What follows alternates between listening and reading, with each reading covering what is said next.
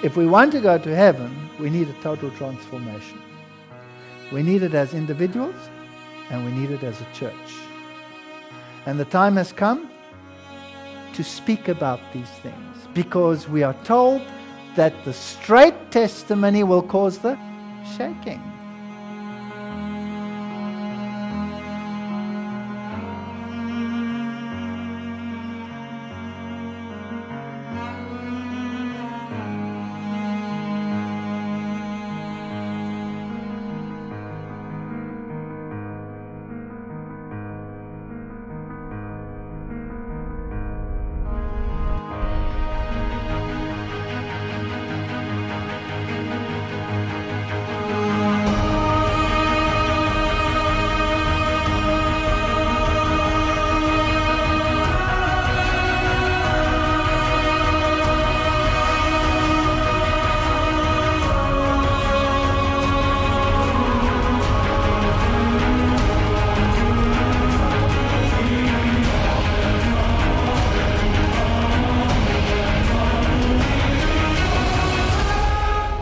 We will have to have a total transformation.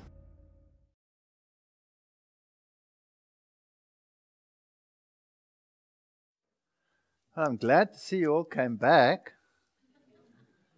I worked hard to chase you all away, and I see I have to work harder. We're going to talk about 1888. Now, I'm not going to talk like everybody else talks about 1888. I don't want to be contentious in terms of specific doctrines, whether I see it this way or that way, and that I'll be lost if I don't have this or that understanding of the right doctrine, because I believe no one is saved by their right understanding of any doctrine. It doesn't save you. So even if there are differences of opinion in terms of the exact composition of a doctrine, I don't think that is so critical. But the broad issue of 1888, that is critical. That is very critical. What happened in 1888, and why have I titled this On the Borders of Canaan? I want to remind you of our text, because this is what it's all about, transformation. Not to be conformed to the world, but to be transformed by the renewing of your mind. We have been so programmed to think in a certain channel that it's a miracle. It takes literally a miracle to change that channel of thinking, so that we can see what God's perfect will is. Discernment, that's what it's all about. I was pointed back to ancient Israel. But 2 of the adults of the vast army that left Egypt entered the land of Canaan. Their dead bodies were strewn in the wilderness because of their transgressions. Modern Israel are in greater danger of forgetting God and being led into idolatry than were his ancient people. That's serious. Many idols are worshipped, even by professed Sabbath keepers. God especially charged his ancient people to guard against idolatry, for if they should be led away from serving the living God, his curse would rest upon them. While if they would love him with all their hearts, with all their soul, and with all their might, he would abundantly bless them in basket and in store, and would remove sickness from the midst of them. Have you noticed that it doesn't seem as if we have some special talents in the Adventist Church in terms of, mega healings and all of these things? Now, what are the lessons from the experience of the children of Israel? The modern church is repeating the history of ancient Israel. The trials of the children of Israel and their attitude just before the first coming of Christ illustrates the position of the people of God in their experience before the second coming of Christ. I like it that John the Baptist say, "Do not say you have Abraham as your father." Some of us believe salvation by denomination. There's no such thing. No salvation by genealogy. You have to have a personal relationship. Satan's snares are laid for us as verily as they were laid for the children of Israel just prior to their entrance into the land of Canaan. We are repeating the history of that people over and over. If it weren't for the spirit of prophecy, I'd be in deep trouble giving these lectures. Isn't it so? Their history should be a solemn warning to us. We need never expect that when the Lord has light for his people, Satan will stand calmly by and make no effort to prevent them from receiving it. Let us beware that we do not refuse the light God sends, because it does not come in a way to please us. If there are any who do not see and accept the light themselves, let them not stand in the way of others. These are interesting admonitions. I call heaven and earth to record this day against you, that I have set before you life and death. And there she quotes the Bible. You all know that verse. Wonderful. This song was not historical, but prophetic. While it recounted the wonderful dealings of God with his people in the past, it also foreshadowed the great events of the future, the final victory of the faithful when Christ shall come the second time in power and glory. So these things are recorded for us. They concern us, and we must make the application. Now, Kadesh Barnea has become to me a very interesting part of the typology. What an amazing thing that happened there. And not only once, twice. We love repeating our mistakes. Deuteronomy 1 verse 2. There are 11 days' journey from Horeb by the way of Mount Seir unto Kadesh Barnea. Deuteronomy 1 verse 5. On this side Jordan, in the land of Moab, began Moses to declare the law, saying, The Lord our God spake unto us in Horeb, saying, Ye have dwelt long enough in this mount. Let's get away from this mount. You have dwelt long enough in this mount. What was given at the mount, by the way? The law. Turn you and take your journey and go to the mount of the Amorites and unto the places nigh unto thereunto in the plain and the hills and the vale in the south and by the sea and the land, unto the great river Euphrates. Behold, I have set the land before you. Go in and possess the land, which the Lord sware unto your father Abraham, Isaac, and Jacob to give unto them to their seed after them. Go and possess it. Dwelt long enough here. As they advanced, the way became more difficult. Their route lay through stony ravine and barren waste. Do you get a picture? All around them was the great wilderness. You know, I was also so happy when I was baptized. There I was. Now life started, right? And everything was going to be fine from now on. No. That's when the nightmare started. It was a barren waste, a stony ravine. All around them was a great wilderness, a land of deserts and pits, drought and the shadow of death, a land that no man passed through and when no man dwelt. Jeremiah 2 verse 6. Oh man, it's horrendous. Rocky gorges far and near, thronged with men and women, children, beasts, wagon, long lines of flocks. Progress was necessarily slow, toilsome. Multitude after their long encampment were not prepared to endure the perils and the discomforts of the way. That's us. That's us. After 3 days' journey, just 3 days, and all the wheels came off.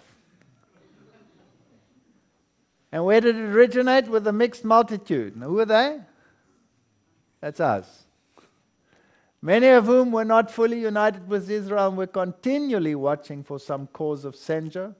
The complainers were not pleased with the direction of the march. I'm like, why here? I mean, there's a pillar of cloud in front of you, but, you know, that pillar must have gone berserk. And they were continually finding fault with the way in which Moses was leading them. Just pick up the typological music here. Though they well knew that he, as well as they, were following the guiding cloud, dissatisfaction is contagious, and it soon spread in the encampment. I've learned to deal with some issues in my life. Many people love to complain, come sit to me and with me and complain about this or that, or about someone. And when they complain about a particular someone, and that someone is around, they say, well, you come over here. You've got something to hear here. Will you please repeat that? End of story. It doesn't happen again. Health reform. Again, they began to clamor for flesh and meat. Though abundantly supplied with manna, they were not satisfied. The Israelites during their bondage had been compelled to subsist on the plainest and simplest food. But then keen appetite induced by privation and hard labor had made it palatable. You get used to it. Many of the Egyptians, however, were now among them and had been accustomed to a luxurious diet. Yes. Remember, I belonged to a group called the Smulpapgilde, which is all these fancy professors who had all these special menus that they made, and we went from house to house on weekends and ate all these unclean luxuries and licked our fingers. These were the first to mutter. At the giving of the manna just before Israel reached Sinai, the Lord had granted them flesh in answer to their clamors, but it was furnished them for only one day. We'll come to that later. And then Miriam and Aaron started grumbling. That's fascinating. So this represents whom? The priesthood. They started grumbling. Wouldn't happen in our day, right? Against Moses and criticized his marriage, and Miriam became leprous. Do we not even grumble even more at the antitypical Moses? Do we have priests and Levites who grumble about things? When Zipporah rejoined her husband in the wilderness, she saw that his burdens were wearing away his strength. And she made known her fears to Jethro, suggested measures for his relief. Now, how dare they consult someone else? I mean, that's ridiculous. So Miriam's antipathy to Zipporah began there. Smarting under the supposed neglect shown her and Aaron, she regarded the wife of Moses as the cause, concluding that her influence prevented him from taking them into the council as formerly. Now, had Aaron stood firmly for the right, he might have checked the evil, but instead of showing Miriam the sinfulness of her conduct, he sympathized with her, listening to her words of complaint, and thus came to share her jealousy. Well, we know the story. Miriam was smitten. Their pride was humbled in the dust. She became leprous. And Miriam was, however, shut out of the camp for 7 days, although she was healed miraculously at the intercession of Moses. Now listen to this. Not until she was banished from the encampment did the symbol of God's favor again rest upon the tabernacle. Now, she wasn't just anyone. Wasn't she a prophetess? So she was a very high-ranking individual within the church, and yet even she had to be banished before God's favor returned. That's interesting for today. Well, the whole company had to wait for this. The whole lot. So a whole company can be kept back by how many people? One. Deuteronomy says, and when we departed from Horeb, we went through all that great and terrible wilderness, which ye saw by the way of the mountain of the Amorites, as the Lord our God commanded us. And we came to Kadesh Barnea. And I said unto you, ye are come unto the mountain of the Amorites, which the Lord our God does give unto us. Behold, the Lord thy God has set a land before thee. Go up and possess it. As the Lord God of thy fathers has said unto thee, fear not, neither be discouraged. Go and possess it. Does it say there, go and fight? Go and make war. No, it just says go and possess it. And ye come near unto me, every one of you, and said, we will send men before us, and they shall search out the land, and bring us word again by what way we must go up, and into what cities we shall come. There was no such instruction, but they decided it was a good idea.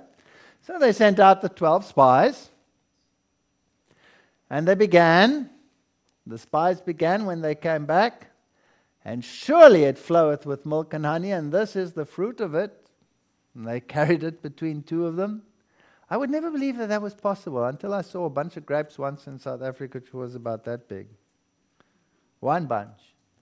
So I figured, okay. And this is a couple of 1,000 years later, fallen, so quite possible.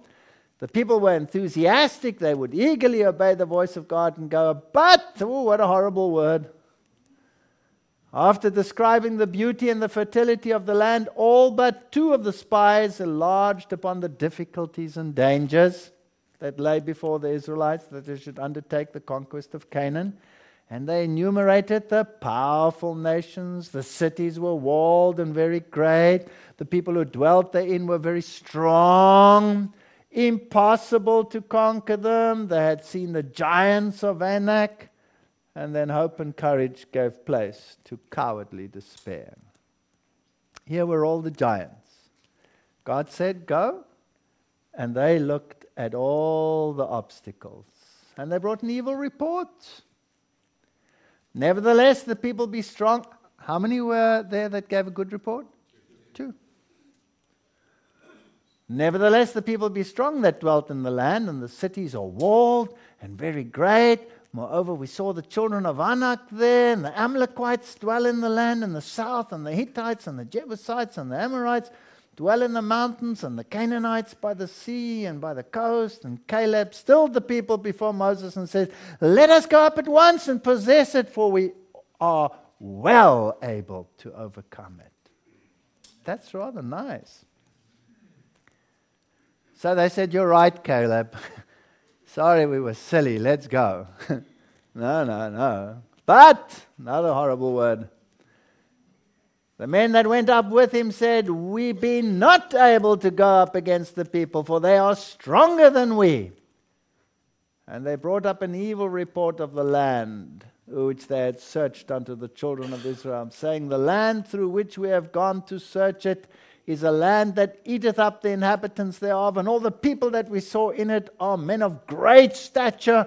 And there we saw the giants, the son of Anak, which come of the giants, and we were in our own sight as grasshoppers, and so we were in our own sight.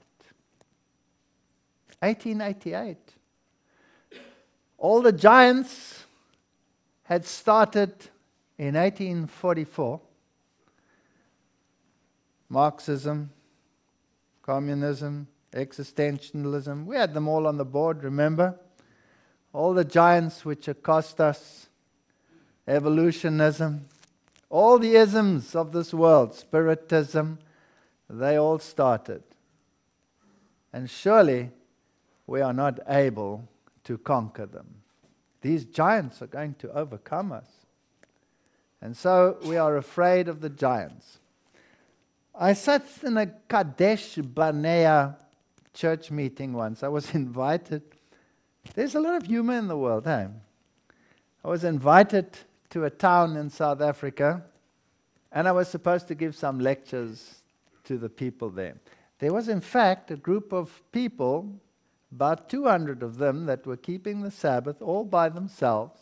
And this is a non-SDA church, and they invited me to come and give lectures. And that's amazing, to a non-SDA church. And when I started the lectures, very gently, they got up and they said, no, we don't want this gentle stuff. We want to know who is the Antichrist. We want to know the mark of the beast. We want to know why you keep Sabbath. We want to know all of those things. And I gave all those lectures. It was marvelous. And I came to my own church on the Sabbath day. And I sat in my own church, and this young pastor gets onto the stage, And he starts preaching. And he says, all we have to do is preach the love of Jesus. I have no problem with that. I like the love of Jesus.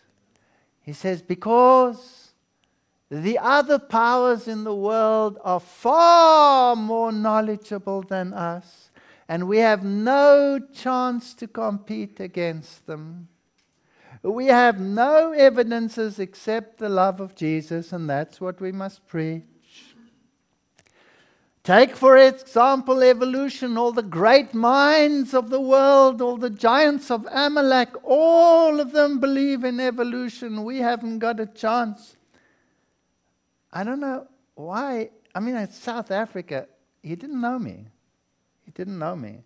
The whole audience knew that I was sitting there. And then he said, we have no chance against them, so all we can do is preach the love of Jesus. We have no counter-argument. Their walls are fortified. They are so strong. We haven't got a hope. We cannot take them. And I shook my head and I looked at my wife and I said, oh, brother. I didn't say a word. I just sat there and shook my head. And he saw it. And he said, you there shaking your head. You don't know what you're talking about or what you're thinking. We have no chance against these evolutionists. None whatsoever. You don't understand. And he carried on with his lecture. It was a very interesting Kadesh Barnea meeting. Nevertheless, I wanted to say to him, excuse me, who is this giant called evolution, this uncircumcised Philistine? All you need is one little round stone and you'll blot him off the face of the earth and chop his head off with his own sword. Are you scared to go in against the giants? Now that was in 1888. Evolution was but a seed. What about now? Has it grown? Has it fortified its cities and fortified its walls? Has it got into the legislative chambers of the world's legislatures, yes or no? Is it compulsory to teach it at universities? Must your children be subjected to the lie that God is a liar and didn't create in 6 days? Who's this uncircumcised Philistine? Right? What do we need? We need a couple of Calebs today. We need a couple of Calebs because this same attitude can be applied to all of the isms. Ecumenism. This is the only way we can reach the people. We have to show them the love that we have in us. And they'll all capitulate and keep the Sabbath. Hello, they'll stab you in the back. They won't capitulate. They're the giants of Amalek. And the only way to go and conquer them is to say, who is this uncircumcised Philistine that's standing in the way of the armies of the living Lord? There is no room for compromise in any of these stories. So what happens? We're like grasshoppers in their sight. We've got no chance of this. What is this? This is absolute absence of faith. And all the congregation lifted up their voice and cried, and the people wept that night. And the children of Israel murmured against Moses, against Aaron, against the whole congregation, and said to him, would God that we had died in the land of Egypt, or would God that we had died in the wilderness? They even took up stones to go and stone them. And they said one to another, let us make a captain and let us return unto Egypt. We wouldn't do that, would we? No, not us. I was in one of our big universities, and there were two departments. The one dealt with, geology and matters like that, and the other one was an official department. I went to the one, and they said, hello, and they hugged me, and we chatted, and it was nice, and we had the same faith, and we believed, God created, and all of these wonderful things. And I thought I was in heaven. And then, as far as that door is away, there was a passage and a door going through to the other department. And as I walked into the other department, one of the leading individuals called me and said, "You are a disgrace. What do you think you are doing? Talking against all of these things like evolution, you're making us a ridicule to the giants and the nations around us. That's not the way to do it. The way to do it is to reach them by becoming their friends and preaching what they're preaching." That's the way to do it. It's amazing. Same place, same institute, 2 departments of health. One is public health, and the other one is the normal medical faculty. I walked into the public health. "Hi, how are you? Oh, it's so nice to see you. Let's pray together. We now pray together. Oh, what a wonderful thing. You know, if only we could bring this great message, this health message to the people and get them to give up their meat and their dairy and their this and their that. Wouldn't it be great?" And you go through the door into the other department, and they say, "You troubler of Israel, you cause nothing but trouble. You'll be the cause and the death of millions. And you're making our scientific stature a ridicule." Same place. Very big institute of learning. Isn't that interesting? So we have the same attitudes today as we had then. But the good news is, somewhere, there's always a Joshua or a Caleb. There always is. But what was the ratio again? 10-2. Why should we be any better off today than they were then? So don't be too discouraged. Then Moses and Aaron fell on their faces before all the assembly of the congregation of the children of Israel, and Joshua the son of Nun and Caleb the son of so-and-so, which were searched the land, rent their clothes, and they spoke unto the company, saying, "The land which we passed through to search it is an exceeding good land. If the Lord delight us in us, he will bring us into this land and give it to us, the land which floweth with milk and honey." You know what I love about Caleb? Here he is about 86 years old, and he says, "Give me the sword, I'll go and whack those big guys on that mountain," when they went in the next time, and he went and whacked them. Isn't that so? Old man. Watch out for these old Adventists with the big swords. "Only rebel not against the Lord." I was sitting in a Kadesh Barnea meeting once. I'm going to tell a few stories. Why not, right? Because this is reality.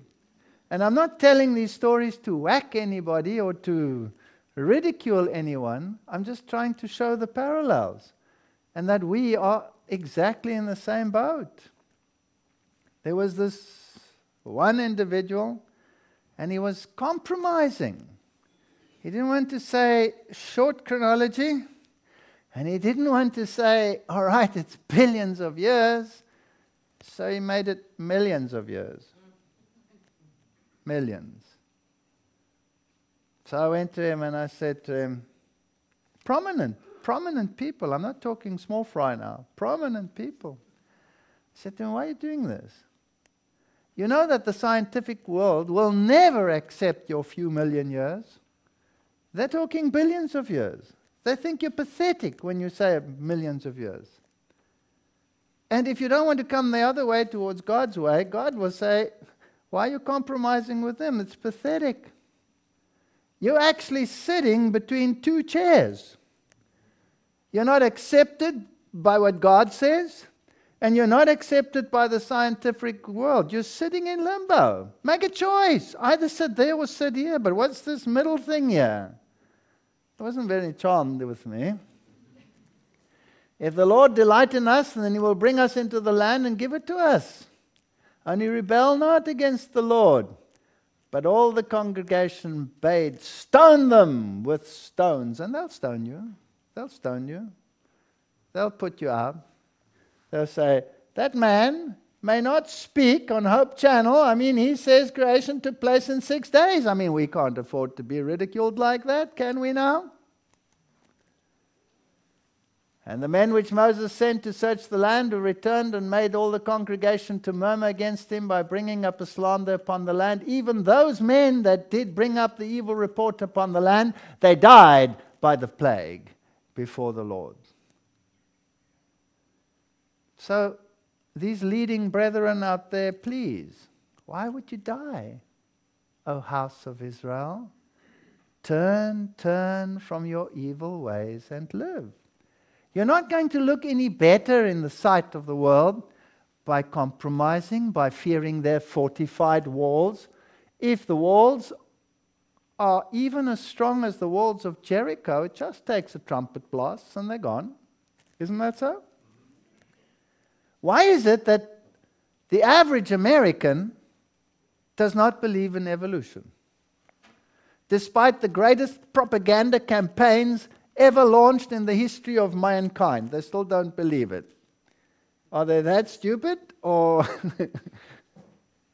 is there something else? Psalms 106, they despised the pleasant land. They believed not his word. They murmured in their tents. They hearkened not unto the voice of the Lord. Is it so? Does it happen today? Yes or no? That happens exactly the same. So the Lord said, okay, I'll grant you your request. They said, would that we had died in the wilderness. Okay, you may die in the wilderness. So they died in the wilderness. And the same happened to the Seventh-day Adventist church. 40 days they spied out the land, 40 years they would wander in the wilderness until that generation died.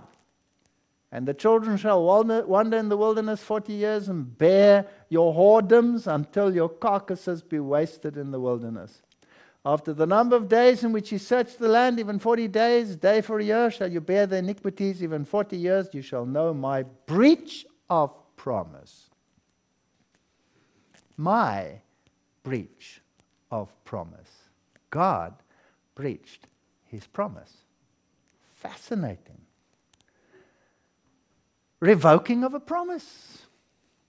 Altering of a purpose. Alienation. It was God's purpose to lead them directly into the promised land and drive out their enemy with hornets. They didn't have to fight against these Amalekites. Believe me, one tiny little hornet can chase a giant. Do you believe me? Yes. I tried to fix our dam's pipe once, and I was working with this pipe, and as I opened it, inside was a hornet's nest. I've never run so fast in all my life. I will send hornets before ye, which shall drive out the Hittite, the Canaanite, the Hittite from before thee. But they didn't believe it. God doesn't use the big things to scatter people. He uses the small things. Then he answered and said unto me, we have sinned against the Lord. We will go up and fight. Did the Lord say go up and fight? No.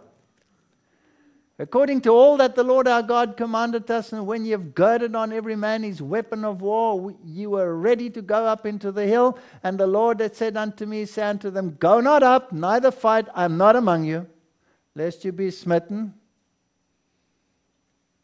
So they were so blinded, says patriarchs and prophets. The Lord had never commanded them to go up and fight. It was not his purpose that they should gain the land by warfare, but by strict obedience to his commands.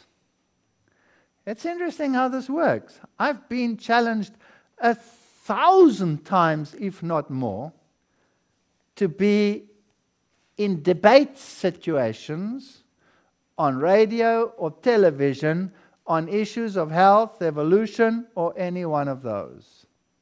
Many times.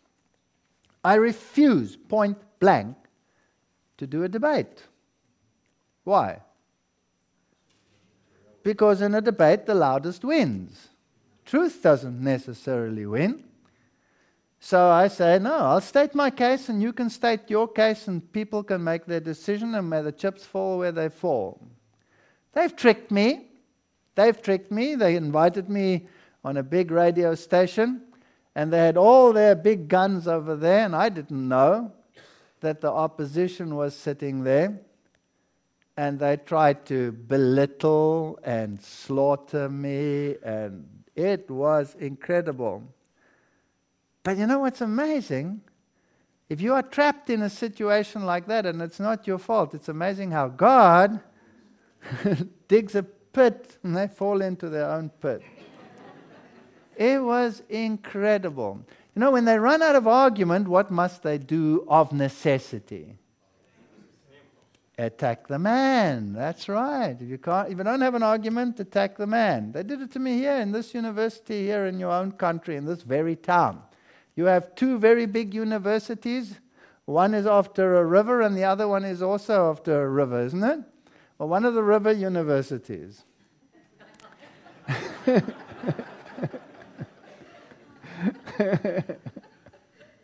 I was giving a lecture there on evolution, and the lecturer got very angry, and eventually the students were siding with me. So what did he draw? The racist card. I was from South Africa, so he said, "You're a racist." I said to him, "You've just capitulated and lost your argument, because you have no more guns to fire with, so you come up with a personal accusation that you cannot even, substantiate." And in this other case, it was very interesting on the radio. They were stating their case. It was on dairy. Oh, the subject of dairy. And I was giving the answers, and the people were phoning in and saying, "But these people are talking rubbish. This man makes sense. That's rubbish." And that makes them very angry.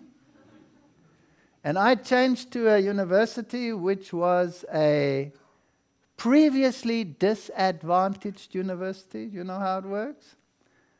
And I'd come from a very advantaged university and gone to a disadvantaged university. So they drew that card. Oh, it was marvelous. Marvelous. They drew the card out of the hat and they said, "Yes, the only reason why you say these things is because you come from a second-rate university. We are from a very superior university. Therefore, what you are saying is not tenable." So I said, "Well, that's very fascinating, because these days everything is peer review. That's published, which means it goes overseas to the same people that peer review you. So there's no such thing as working at a second-rate university or a first-rate university. But let me just ask you a question. You have a professor," and I named his name, "and you have another one, and another one, and another one," and I went through about 5 of them, "that are working at your university, high-rated scientists, all of them professors. They were all my students. In fact, they were my PhD students.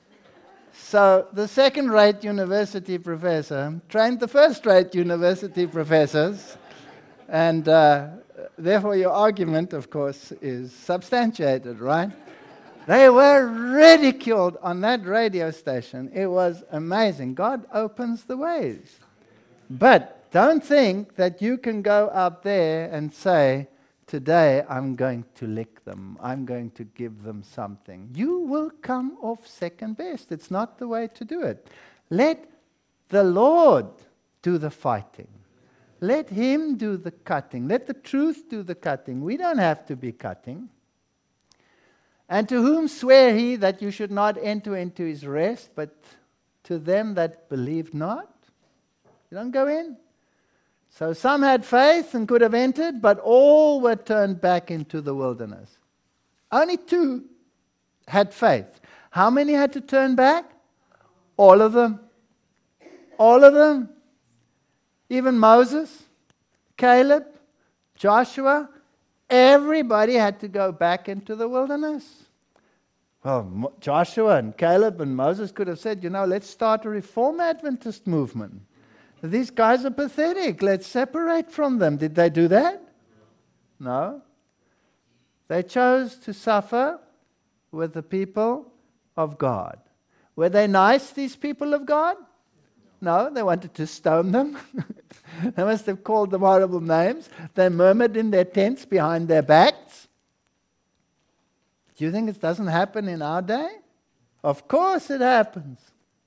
The Apostle Paul plainly states that the experience of the Israelites in their travels had been recorded for the benefit of those living in this age of the world, those upon whom the ends of the world had come. We do not consider that our dangers are any less than those of the Hebrews, but greater. Theirs was but a type. We've got an antitype. They had one group of people to worry about. Wherever I go in the world, wherever I go, there's usually a letter that precedes me from some high official. Don't let this man talk on. Fascinating world. Modern Israel are following in their footsteps, and the displeasure of the Lord is as surely resting upon them. We are repeating the history of that people. We are standing, as it were, on the borders of the eternal world, she wrote in 1879. The Advent movement would have entered in 1888, but there was a tendency to remain camped around Sinai. Don't want to go there. The law was central to our theology. The law, we are saved by keeping the law. And the sanctuary message, the only means of entering Canaan, was not applied. We did exactly the same as the Jews did. The law has its important position, but is powerless unless the righteousness of Christ is placed beside the law, to give its glory to the whole royal standard of righteousness. Wherefore the law is holy, the commandment holy and just and good. The problem is not with the law, the problem is with us. We think we can earn God's favor. We think we are rich. Now, what we want to present, how you may advance in the divine life, we have many excuses. I cannot live up to this or that. What do you mean by this or that? Do you mean that it was an imperfect sacrifice that was made for fallen race upon Calvary? That there's not sufficient grace and power granted us that we work away from our natural defects and tendencies? That it was not a whole Savior that was given in us? We hear so many sermons exactly like that today. We can't keep the law. Or do you mean to cast reproach upon God? Well, you say it was Adam's sin. Kids say that. I didn't ask to come into this world. It's your fault. You say I'm not guilty of that and I'm not responsible for his guilt and fall. Here are all these natural tendencies. They are in me. And I'm not to blame if I act out these natural tendencies. Well, who's to blame? Is God to blame? Pretty good question. Why were they kicked out of the Garden of Eden? Because of disobedience. So what must be the condition to go back into Eden? Surely not disobedience. Otherwise God would be inconsistent, right?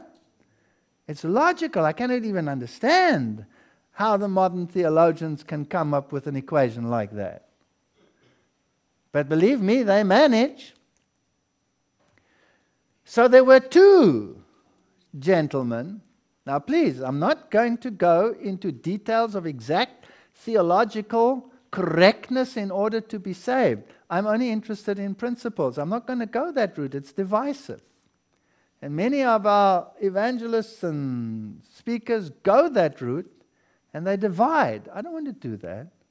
I'm not going to say exactly this is what you must believe or that must you believe. But the broad principle of righteousness is not difficult to understand. Two people. Is there an antitype here? There were two there. You'll say, but these were not perfect. Caleb and Joshua were pleased. They were not perfect either. They had their mistakes as well. Nobody's perfect. There's none righteous, not one. But their message was right. Their message was right. The Lord in His great mercy sent a most precious message to the people through elders Waggoner and Jones. This message was to bring more prominently before the world the uplifted Savior, the sacrifice for the sins of the whole world. It presented justification through faith in the surety It invited the people to receive the righteousness of Christ, which is made manifest in the obedience to all the commandments of God. But not through our strength, through His strength. When they had lost sight of Jesus, they needed to have their eyes directed to His divine person, His merits, and His changeless love for the human family. All power is given into His hands that He might dispense rich gifts upon men, imparting the priceless gift of His own righteousness to the helpless human agent. No, they were camped at Sinai.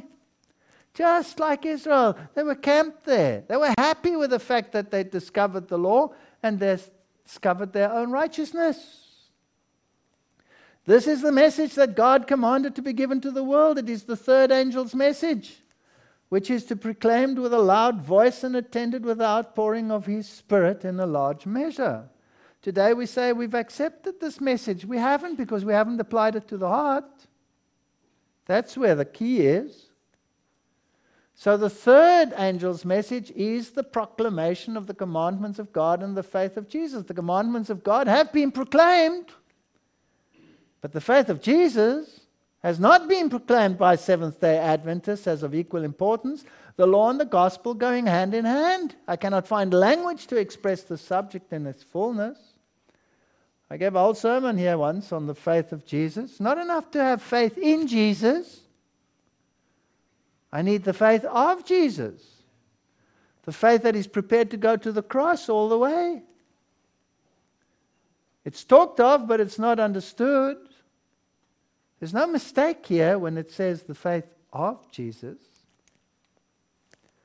I've had the question asked, what do you think of this light which these men, Jones and Wagner, are presenting?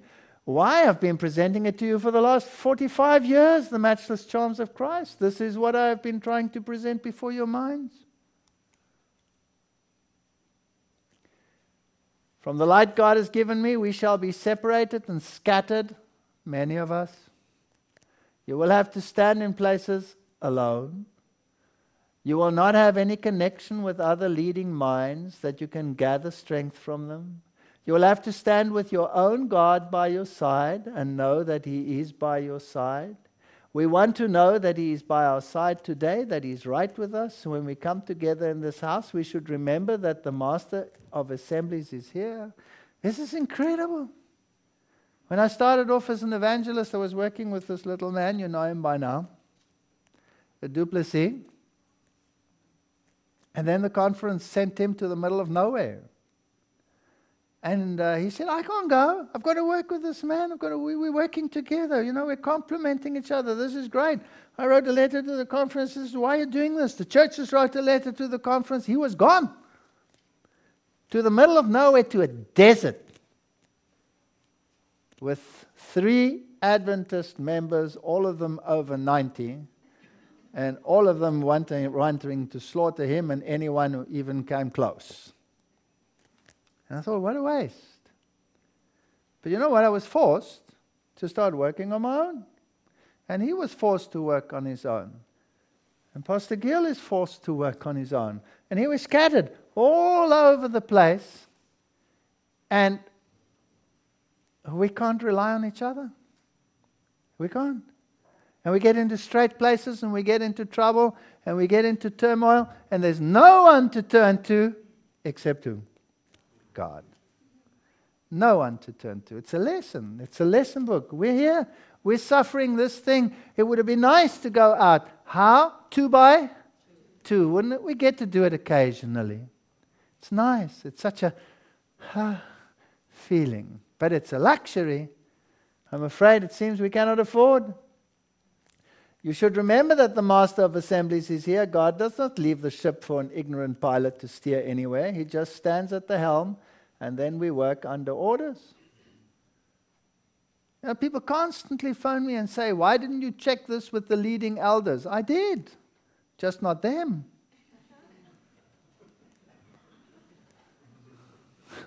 For good reasons. We want the truth as it is in Jesus. We do not want to go away from the meeting, and if there is a word spoken that we cannot agree with, scatter that where the brethren or sisters are. No, go to your knees, pray that we may know what is truth. And the teachers in the Sabbath school, they need to know there are minds that are molding, and there's no light matter to stand up before the pupils and claim that you have light, when perhaps there's dangerous error mixed with it. We have to be sure that we don't speak nonsense ourselves. We have to be very sure. The world should no longer say Seventh-day Adventists talk the law, but do not teach or believe Christ. Do they say it to this very day, yes or no? The efficacy of the blood of Christ was to be presented to the people with freshness and power, that the faith may be held upon its merits. We have only one perfect photograph of God, and this is Jesus Christ. Probably one of the nicest statements in the spirit of prophecy. Isn't that nice? I like it. So unless he makes it his life business to behold the uplifted Savior and by faith accept the merits which is his privilege to claim, the sinner can no more be saved than Peter could walk upon the water. Now it has been Satan's determined purpose to eclipse the view of Jesus and lead men to look to men. The truth, to trust to man, to be educated, to accept help from man. So we need all of these tutors today and the coaches and the trained people to tell us what we must believe. Hello, I've got a Bible and a spirit of prophecy to tell me what I must believe.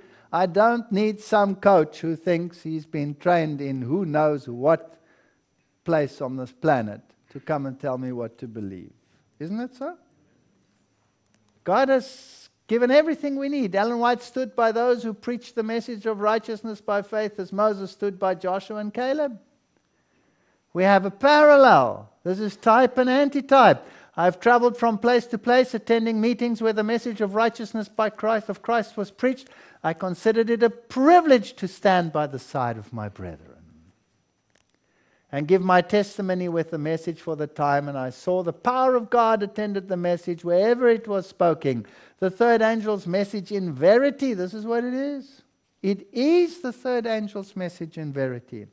Righteousness by faith. If you accept that the character of God and the law are one and the same thing, and you accept that only by the merits of Christ you can be saved, then that's the third angel's message, isn't it? It's not that complicated to understand. The Lord our God spake unto us in Horeb, saying, Ye have dwelt long enough on this mount, get away. You don't sacrifice the law, but you preach the everlasting gospel, which stands on two legs. It's not a cripple. It has the law and the righteousness of Christ. And if you divorce one from the other, you've got nothing. But at Kadesh Barnea, they couldn't enter in, because they wanted to enter in by their own strength, and the giants were overwhelming. That's the problem. And we have the same problem to this day. If you would stand through the time of trouble, you must know Christ, appropriate the gift of his righteousness, which he imputes to repentant sinners, and then you go, because he said so. 2/3 of those attending Minneapolis opposed the message. That's incredible. If those who claim to have a living experience in the things of God has done their appointed duty as God ordained, the whole world would have been warned by now. The whole world. Had the purpose of God been carried out by his people in giving the world the message of mercy, Christ would ere this have come. We would have gone home.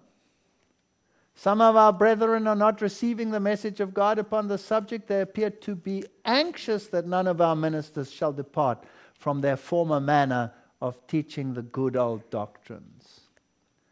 And isn't it incredible how Satan manages to make everyone involved in pendulum swing theology?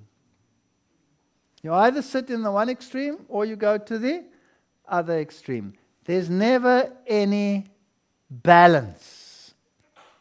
You're either this or the other. I always say it's like a boat, like a narrow boat, and one starts building a gangwalk, a plank, and he climbs out of the boat and he goes and sits over there, and then the boat does this, and so to balance the boat, what does the other person do? Builds his plank to the other side and he climbs out over there, And then someone else starts, and eventually they're all sitting outside the boat on their planks. Hello, can we get back into the boat, please? Any problem with that? As the 10 unfaithful spies centered their criticism on Moses, Caleb, and Joshua, so the Minneapolis delegates did exactly the same to the antitype. They criticized Spirit of Prophecy, they criticized Jones and Wagner. To those whom God had sent with the message are only men. But what is the character of the message which they bear? Will you dare to turn from or make light of the warnings because God did not consult you as what would be preferred? God calls upon men who will speak and who will cry loud and spare not. And He raises up messengers for a particular time. They have too much zeal, are too much in earnest, speak with too much positiveness. Let's tone down the message, Do they say the same today? I love these parallels. The message that would bring healing and life, comfort to many a wearied soul is in a measure excluded. Christ has registered all the hard, proud, sneering speeches spoken against His servants as against Himself. It's very comforting. There is to be in the churches a wonderful manifestation of the power of God, but, I like that word too, it will not move upon those who have not humbled themselves before the Lord and opened the door of their heart to confession and repentance. We need that in the church. Study the Spirit of Prophecy, study these things, and you will see that this is not some fable. Why, they say, should we not know the Spirit of God when we have been in the work so many years? Because they did not respond to the warnings, the entreaties of the message of God, but persistently said, I am rich and increased in goods. That's our problem. Psalm says, but murmured in their tents and hearkened not unto the Lord. I shall never think to be called to stand under the direction of the Holy Spirit as I stood at Minneapolis. This is a key message. The Bereans, she mentions, the watchers on the wall, and then sadly, it is quite possible that Elder Jones and Elder Wagner may be overthrown by temptations of the enemy. But if they should be, this would not prove that they had no message from God. See, that's important. We latch onto something and we say, but look, they became apostate, therefore whatever. No. Maybe they became discouraged and then became apostate. So maybe there are others to blame too, but you cannot excuse their apostasy. They did apostatize. But should this happen, how many would take this position and enter into a fatal delusion because they are not under the control of the Spirit of God? They walk in the sparks of their own kindling and cannot distinguish between the fire that they have kindled and the light which God has given. Sin on the part of the messenger of God would cause Satan to rejoice, and those who have rejected the message and the message would triumph. But it would not at all clear the men who were guilty of rejecting the message of truth sent of God. We've got no excuse. No excuse. As a people, we are not advancing in spirituality as we're near the end. We do not realize the magnitude and importance of the work before us. We are not doing 1/20th of what God requires us to do. We are repeating the history. We have preached the law until we are as dry as the hills of Gilboa. That's just cute, that. That have neither dew nor rain. We must preach Christ in the law. What is that? Christ in the law. And there will be sap and nourishment in the preaching that will be as food to the famishing flock of God. Quote to them what the Reformer said. Wesley, I cannot live without the law for one moment, for the law sends me to Christ. And I cannot live without Christ for one moment, because Christ sends me to the law. Isn't that beautiful? Wow, it's so rich. We preach today, we're under grace. We're not under law. What a misnomer. Where there is no law, there is no transgression. So if there's no transgression, I have no need of grace. So if I'm under grace, I am of necessity under law. Is that not right? Grace without law is an idiosyncrasy. It's an oxymoron. It cannot exist. And yet it is the chief theology of the world out there. It's not difficult to overthrow that theology. Why is it that we have this pendulum swing? Preach the law, but preach Christ in the law. It's simple. We must not trust in our own merits at all, but in the merits of the Jesus of Nazareth. That's what we need. I solve. The brethren assented to the light God had given, but there were those connected with our institutions, especially with the Review and Herald Office and the conference, who brought in elements of unbelief. Will it be the high people or the foot soldiers that cause the most problems? The high people. They brought in the elements of unbelief. It was assented to, but in no special change was made. So they say, sure, we believe it, but they don't apply it. The church has turned back from following Christ their leader and is steadily retreating towards Egypt. Do we see that? When we see some of the programs that are put on, when we see what happens in some of the conferences, I've been in many situations. I'll tell you some later as we go on. Satan would have it thus: Christ cannot take up the names of those who are satisfied in their own self-sufficiency. He cannot importune on behalf of a people who feel no need of his help, who claim to know and possess everything. That's why God brings us into straight places. That's why we're going through tribulation. That's why things are going to get tough. And only if you have a root in Him will you be able to stand. So in 1888, the world was ready for the second coming in every single way. 1888, the 5th Congress, first session, the Blair Sunday Bill was to be passed. That was the date. To secure to the people the enjoyment of the first day of the week, commonly known as the Lord's Day, as a day of rest, and to promote its observance as a day of worship. We were at Kadesh Barnea. We were going into Canaan. It was introduced by Senator Blair. You know the name? May 21, 1888. Proposing an amendment to the Constitution of the United States respecting establishment of religion and the free public schools. Fascinating. So we were ready. Adventists were arrested in the South, put in chain gangs because they refused to keep a false Sabbath. The Lord's Day Alliance, when was it founded? 1888. The Lord's Day Alliance of the United States was founded in 1888. Here's their own webpage. Check it out. 1888. Fascinating dates. There's nothing wrong with Adventist theology. There's something very wrong with theologians who don't believe it. There's nothing wrong with Adventist theology. The Lord's Day Alliance of the United States exists to encourage Christians to reclaim the Sabbath, the Lord's Day, as a day of spiritual and personal renewal, enabling to impact their communities with the gospel. In challenging economic times like the world faces in 2009, the Lord's Day Alliance is seeking to uncover spiritual truths regarding how the Ten Commandments combined with Jesus' teachings about money can provide guidance for Christians. This is fascinating stuff. We're going to talk about this in a moment, in the next lecture. Here we're mixing economics with Christianity. Is that right? So-called Christianity. Economics.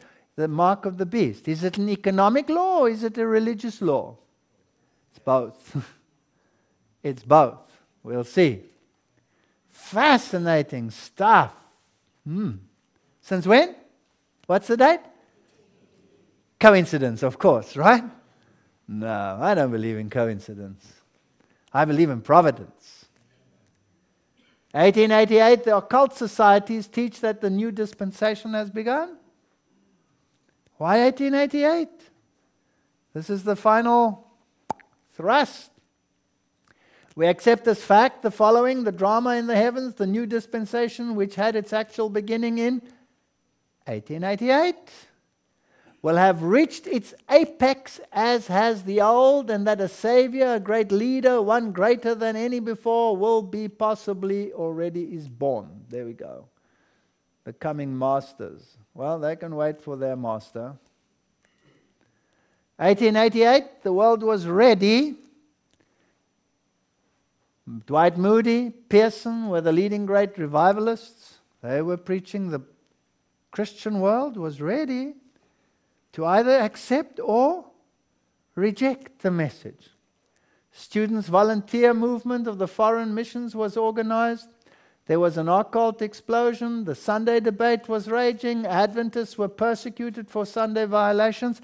Everything was ready to fulfill the prophecy exactly as it stands in the book of Revelation. But there was only a Joshua and a Caleb and a Moses and nobody else. Fascinating. And then the revivals died down. The Moody's went to sleep. I like Dwight Moody. Not so sure about his affiliations and his activities in the ecumenical movement, but he said some great things.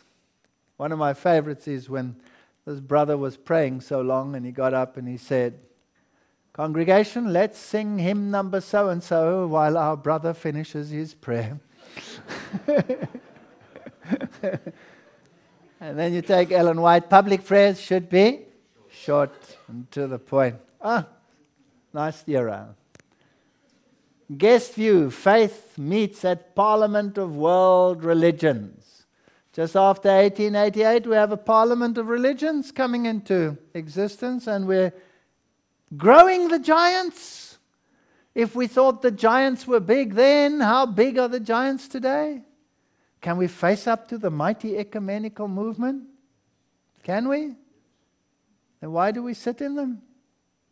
Why do we pay membership fees? Fascinating. 1893, the Chicago Parliament of World Religions was convened to gather the world's faith together for the first time. All of this started already in 1844, but by here they were organizing. They were fortifying their walls. They knew Israel was coming. Here was the thing coming. 1893, the first Parliament of Religions. The address urged federal and confederate union. Federal Council of Churches, National Council of Churches, all of these things coming together. 100 years later, things have certainly changed. The Parliament of World Religions is again underway here. Melbourne, 6,000 participants. Holiness, Dalai Lama, all of them coming together to mobilize public opinion about the values of religious traditions. Where's the Bible? Who cares about the Bible, right? Let's concentrate on our traditions. So, salvation by dance. 2009 Parliament is a contingent of over 100 seminarians of the United States. The Henry Luce Foundation, all these Masonic. I don't want to go into conspiracy theories, but he's Masonic. You realize that, right? Conspiracy or no conspiracy is Masonic. To prepare for the Parliament, all the seminarians had to take a course at their home school dealing with religious diversity, the urgency of interreligious cooperation. And the Hartford Seminary, Catholic Theological Union, Rabbinicals, the Trinity Lutheran Union Theological Seminary, Yale, Harvard, Vanderbilt, half of them are Jesuit-controlled anyway. So with the rejection of righteousness by faith doctrine, Adventism also experienced the greatest apostasy in its short history. Modern Israel rejected the testimony of the spirit of prophecy just as readily as literal Israel rejected it at Kadesh Barnea. That's why that man rector at our universities can say, cannot be dictated to by a woman with only 3 years of education. That's like taking the compass and throwing it overboard and drifting and drifting and drifting towards Rome. It was not the will of God that Israel should wander 40 years in the wilderness. He desired to lead them directly to the land of Canaan and establish them there, a happy and holy people. But they could not enter in because of unbelief. Have we done the same thing? Yes. But why could not they enter in because of unbelief? Because of their backsliding, their apostasy. They perished in the desert, and others were raised up to enter the promised land. In like manner, it was not the will of God that the coming of Christ should be so long delayed, and his people should remain so many years in this world of sin and sorrow. But unbelief separated them from God. They refused to do the work he had appointed them to do. You will not preach this three angels' messages. You will not say that the papacy is the Antichrist. Do you think I've heard that in my life before? Yes, from the kings and queens in this church as well. In mercy to the world, Jesus delays his comings that sinners might have an opportunity to hear the warning and find in him a shelter before the wrath of God shall be poured out. So the antitypical delay, the tarrying time, was foretold in the parable of the 10 virgins. We know it. Ellen White urged that Battle Creek should be moved into smaller institutes where the establishment leadership was so perplexed that they shipped her off to Australia. Biggest mistake they ever made. A mighty community came up that also learnt the ways of Kadesh Barnea eventually. How can finite man carry the burdens of responsibility for this time? His people have been far behind. Human agencies under divine planning may recover something of what is lost because of the people who had great light did not corresponding piety, sanctification, zeal specified in the plans. We're in trouble. We may have to remain here in this world because of insubordination many more years, Shiro.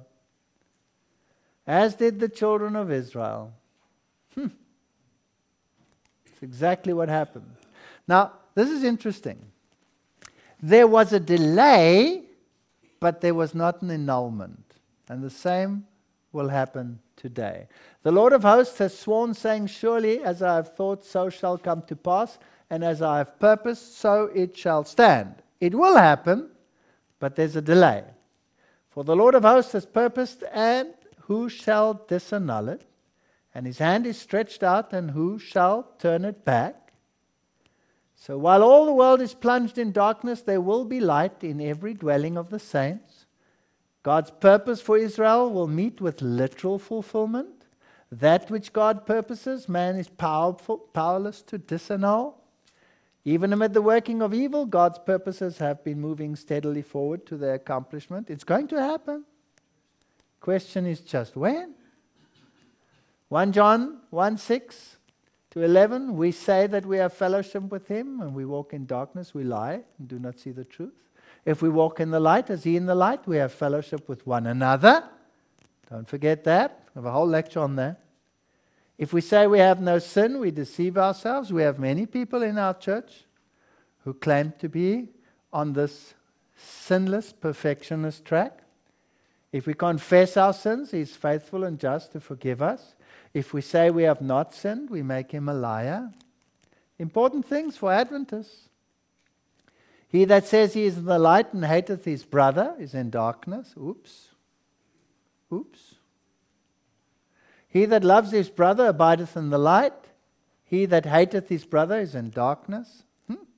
We could be in trouble here. I think that requires another lecture. These things are written for us. They are applicable to the churches of the Seventh-day Adventist. I do not hate my brother. I'm not so bad as that. But how little they understand their own hearts. We're in trouble. The Lord will work so that the disaffected ones will be separated from the true and loyal ones as they died in the wilderness.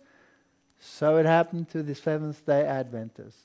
So at Kadesh Barnea, they rejected divine leadership through the spirit of prophecy. Same. The Lord said unto me, say unto them, go not up, neither fight, for I am not among you, lest you be smitten before your enemies. And so they went up presumptuously. They just did it.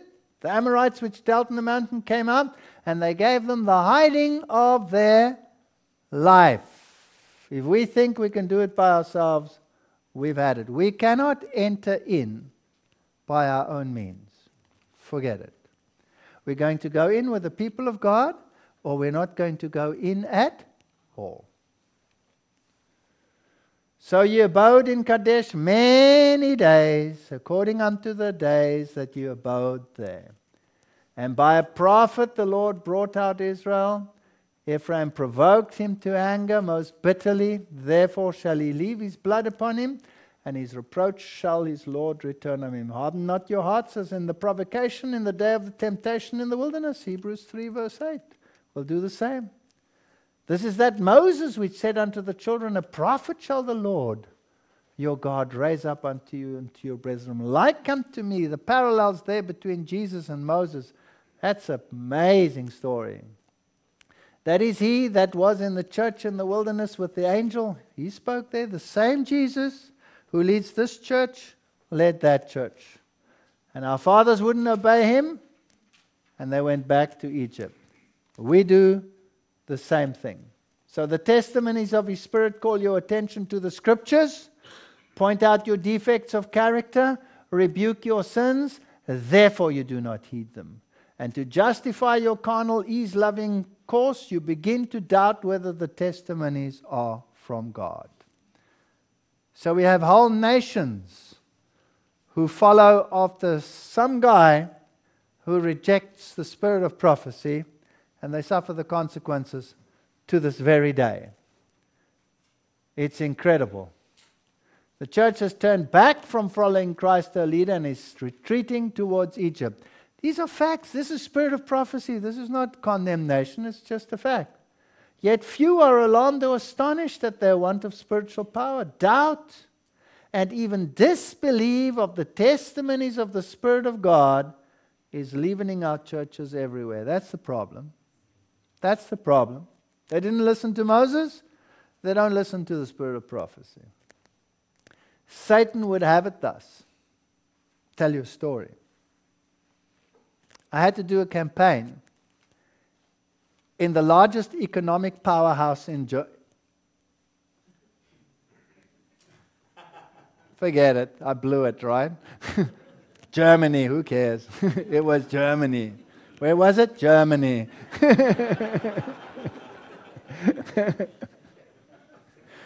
And I was invited to do a campaign. And there I traveled. And I flew, and I was fetched at the airport in Berlin. And I had to travel for 3 hours with some man I didn't know at all. And we went to this little place where this tiny little church was with just a handful of members. And it just happened to be right next to our largest college. Isn't that interesting? Yes. Now, I really had no idea of any of this. I'm totally innocent. You can ask my wife. I don't know a day before when I'm flying, where I'm flying to, or what I'm going to do. I really am like that. I haven't got the foggiest idea.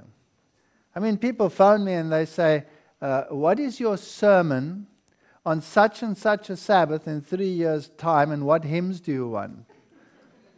Hello? I don't know. So I give them anything. I say, you make it up. I don't care. Whatever you make up, I change everything. You've noticed that, right? That's me. Now I'm sitting for 3 hours with this man in the car. This is interesting stuff. 3 hours. Now, what do you do when you sit with a strange man for 3 hours in a car? You ask, questions. Where do you come from? How did you become an Adventist? And all of this. This man was a high officer in the communist regime. His job was to make sure that anybody trying to get across to the West was killed instantly. That was his job. He was such a high communist, he had a regular pass to go to the West to recruit for communism. Normally they locked him away, he was allowed out. He was high in the military. Total atheist. And they were busy, he told me, of all kinds of occult things which people would say are conspiracies. And he told me what he was busy with, all of these strange things, speaking with spiritism and all kinds of things. And at one stage in his life, somewhere, he came across an Adventist, but he didn't know what that was at all. And this man had spoken nicely to him and told him that this was a bad thing that they were doing and gave him good reasons, but he'd filed it somewhere in file 13 and forgotten about it. And then the Berlin Wall fell, and his life crumbled. It collapsed. Of course, the Western military took over, and the Western military took over that military, so he was still in the military, but he was now paid by West Germany and no longer by East Germany. When he got his first paycheck, the paycheck said deduction for church tax, because that's what they do in that country, and it totally freaked him out. How dare they deduct for church tax? He didn't believe in any of this nonsense. And so he said to the officers, I don't want this church tax deducted. And they said, well, then you have to resign from the church. He says, I resign from the church. And they laughed, these Western officers, and said, you must say which church? He says, I don't know. What's the biggest church in this country? They said Lutheran in East Germany, the Lutheran. He says, yeah, all right. So he wrote, I resign from the Lutheran church.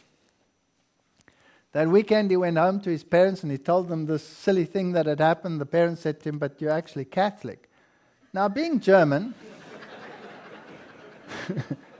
being German and perfect, he went back to the authorities and said, I resigned from the wrong church. Can we please correct that? I want to resign from the right church. So he wrote another letter, I resigned from the Catholic church. And they laughed like drains. They thought it was very funny. And over time, he became very disillusioned. His ideals were gone. Everything he'd fought for in his life had dissipated. And he remembered this conversation with this Adventist. And he looked up Adventists. But he didn't know it was a church. He thought it was a club. So he went there and he joined. And he said, can I join your institute? And they said, well, it's not that easy. You have to sort of, do some studies. So they did some Bible studies. And then he said, well, what's the next thing? And they said, well, then you must be baptized. He says, great, let's go for it. So he was baptized. Didn't have a clue what was going on. That happens over there. And there he was in the church. And he said, now what happens next? He says, well, we meet next Sabbath. Great. So he was there for the next few Sabbaths. And he said, but excuse me, after a while, what are we doing here? We're just sitting here. What do you guys do? Don't you do anything? And they said, no, this is it. This is what you do. You come here and you say, so, no, that's pathetic. There must be something better to do than this. And they just received back from the East German government everything that the government had confiscated from all the churches. The buildings had been confiscated, so they gave them different buildings for the churches. The warehouses were full of stuff that had been confiscated and been returned. They said, all right, if you really want to do something, then come after work in the weekdays and we'll sort out all this garbage that has been returned. What can be kept and what can't be kept. And so he did that, started working. And then he came across this pile of boxes, and he went to the pastor and he said, excuse me, I found these books. What must we do with them? The man looked at them, and he said, no, we don't need them. You can burn them. Put them in the furnace. And he said, but are they Adventists who wrote these things? Yes, they're Adventists. But why do we burn them then? That's antiquated. That's from a previous century. We don't need them anymore. They don't apply to our time. Burn them. What was it? Of course, it was Spirit of Prophecy books. And so he felt bad to burn it, so he took it home. And he started reading, and he started reading things like Great Controversy. And suddenly, now this is a sad story, because where is he? He's in an Adventist church, right? Suddenly he realizes, good grief, this is Adventism. I relate to this. This makes sense. This is logical. But obviously I'm the only one left. So he thought he was the only Adventist left. So he thought, well, I have to start evangelizing the world. But he came across brick walls, so he started moving around his previous country, going from town to town, finding churches, and eventually he found one here and one there and one there that still believed this stuff, outdated as it was. And eventually they decided that they would form a group, and they formed a little church of their own, people that still believed it, and that was that little church. And they invited this fanatic from Africa to come and do a campaign. Needless to say, the powers that be at the mighty institution close by wrote a warning from the highest level that no student was allowed to attend the meetings. No better advertisement could ever be written. And so the place was packed. It was a fascinating meeting, really. It was one of my very interesting readings. These guys had spared no trouble. It was a nice hall. The Oompa band of the town was there. Oompa, Oompa, complete with lederhose, the whole bit. The mayor was there. Everything happened there. It was an incredible meeting, packed with students. They weren't supposed to be there, but they were there. And then as I wanted to start, this guy gets up and his eyes were wild, and he came to me and he shouted at me and he put his nose in my face, or no, his finger in my nose, sorry. And he said, "Are you going to preach the 3 angels' messages?" And I looked at this guy and I thought, I said, yes. And he got onto the stage and he screamed at the people, "Get out! These men are deceivers. They're preaching the 3 angels' messages. It's a damnation message. Get out!" And I started to pray and I said, "Lord, get rid of this man, please." And he shouted and screamed and shouted and screamed and walked and walked and walked and screamed and walked out and screamed on the other side. And the Oompa band was quiet and the people were looking. And so I thought, round number 2, I'll start again. And I went back onto the stage. And in the back there, a lady went, fell off a chair and went, and there she lay. So the medical doctors came running and they took care of her or whatever, carried her out there. You know, it didn't make it easy to start that campaign. There was something important going on there. And I held the campaign. Needless to say, I was banned from that country after that. And that's how it was. But it's interesting, when I went to another town, the students hired buses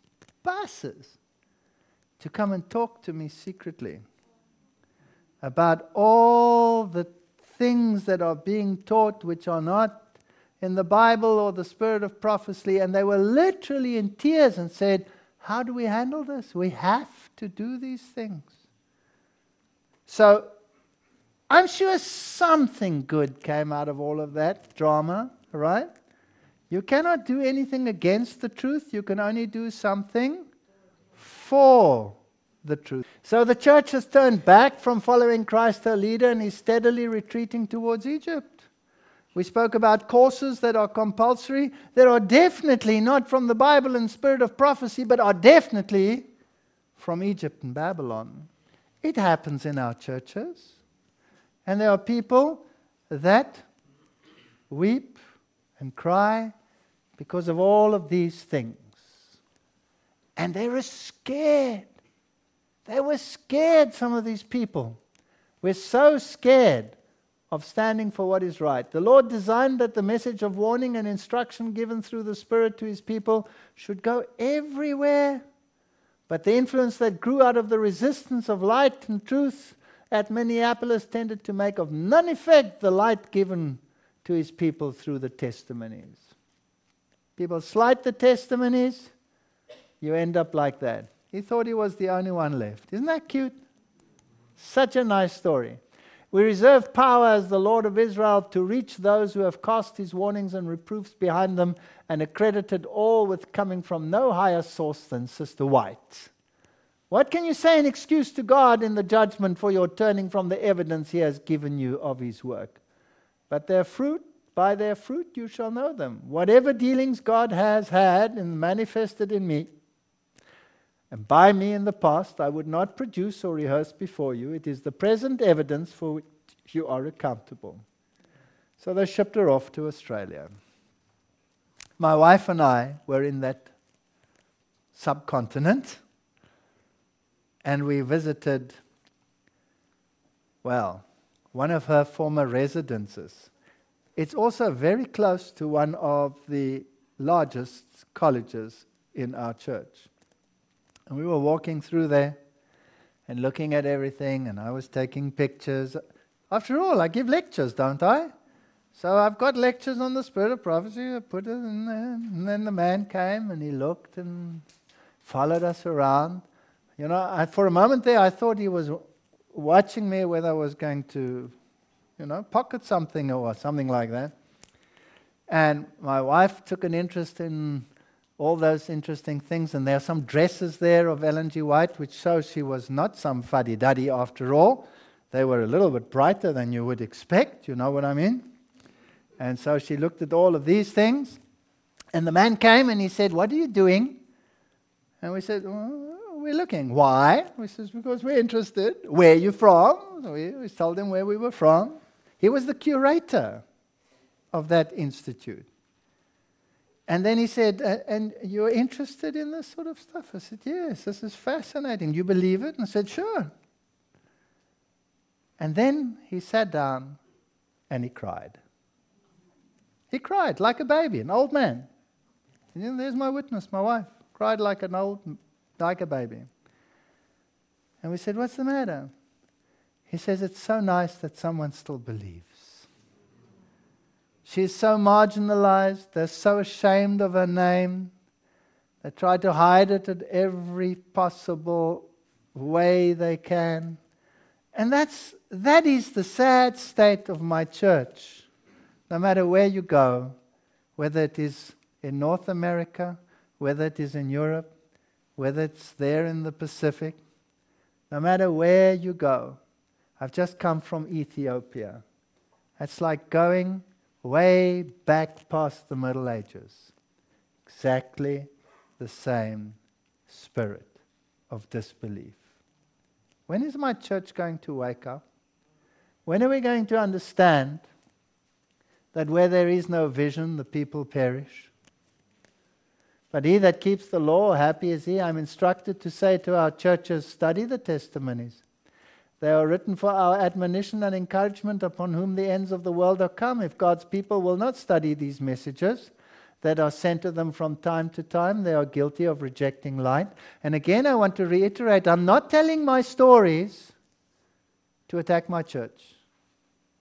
I'm just telling my story to show the condition and to beg people to look at the parallels and see that we are repeating the history of Israel as verily as if we were they. And if we do not come back into harmony with His Word and to believe every word, so that even if a prophet would say something as stupid and ridiculous as, if you want these walls of Jericho to fall, take a trumpet, walk around it 7 times and blow it, and it will fall. I mean, any logical person would say, you have lost it. Right? But they did it. And what happened? They fell.